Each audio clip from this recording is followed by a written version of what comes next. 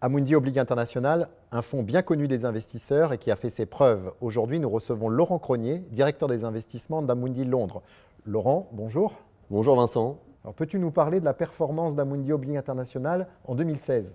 Les performances du fonds d'Amundi Oblig International sont solides, à 8,5% depuis le début de l'année. Dans la droite lignée de ce qui a été délivré depuis la création, depuis 1991. Depuis 1991, la performance annuelle est supérieure à 9% et supérieure à 11% au cours de ces 5 dernières années. Au vu de la hausse des taux actuels, comment expliquer à un client qu'il faut conserver Amundi Oblig International ?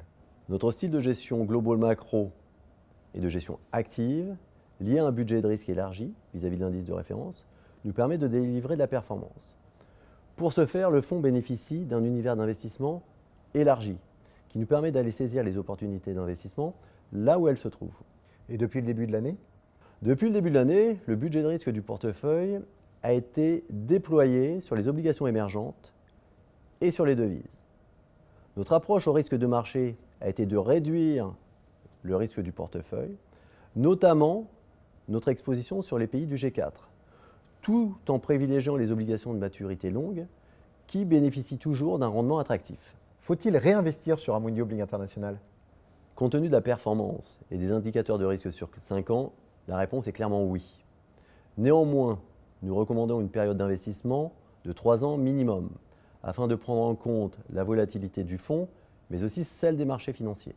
On assiste à une remontée de l'inflation aux États-Unis. Que penses-tu des obligations indexées à l'inflation ? L'inflation est un thème majeur d'investissement, pour au moins 3 raisons. La première est liée à la reprise de l'inflation, tirée par le marché de l'emploi, mais aussi par la hausse du prix des matières premières. La deuxième est liée à la politique économique de Trump. Politique fiscale, politique budgétaire, mais aussi politique protectionniste. Troisièmement, la valorisation de ces titres, qui ne reflètent pas encore la tendance observée sur l'inflation au cours de ces dernières semaines. Historiquement, les allocations devises contribuent à plus de 50% de la performance du fonds. Que penses-tu des devises émergentes en ce moment ? Les devises représentent un moteur puissant de performance pour Amundi Oblig International. Plus précisément, notre exposition sur les devises émergentes se décompose en 2 blocs. Un bloc acheteur pour 30% du portefeuille, principalement sur les zones d'Amérique latine et d'Europe centrale. Un bloc vendeur, notamment sur les devises de la zone asiatique. Ce qui fait que notre exposition nette aux devises émergentes est de 10%.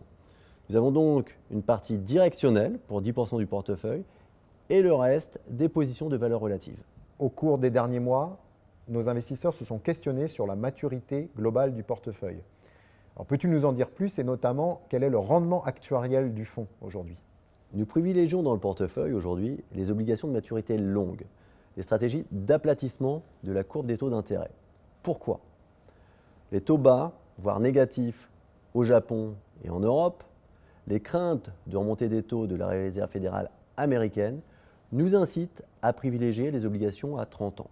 Cette stratégie d'investissement vise à protéger le portefeuille d'un choc sur les obligations sur les maturités courtes et permet d'augmenter le rendement des titres en portefeuille.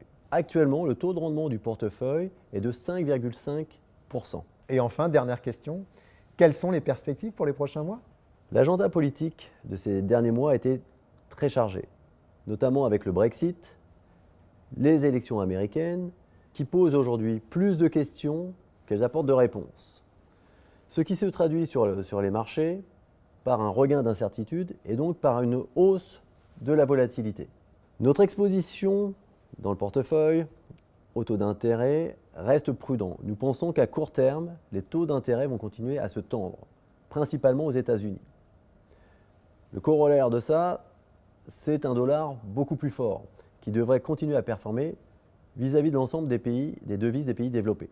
Sur les obligations d'entreprise, nous privilégions actuellement une exposition sur le marché américain et principalement sur la dette financière qui bénéficiera du plan de relance américain.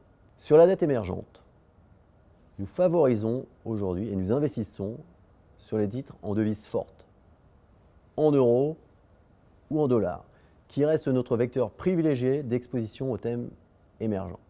Cette exposition bénéficiera bien entendu de la vigueur de la devise américaine. Néanmoins, nos stratégies d'investissement doivent faire preuve de beaucoup de différenciation et de sélectivité. Laurent, un grand merci pour cet éclairage. Merci beaucoup Vincent.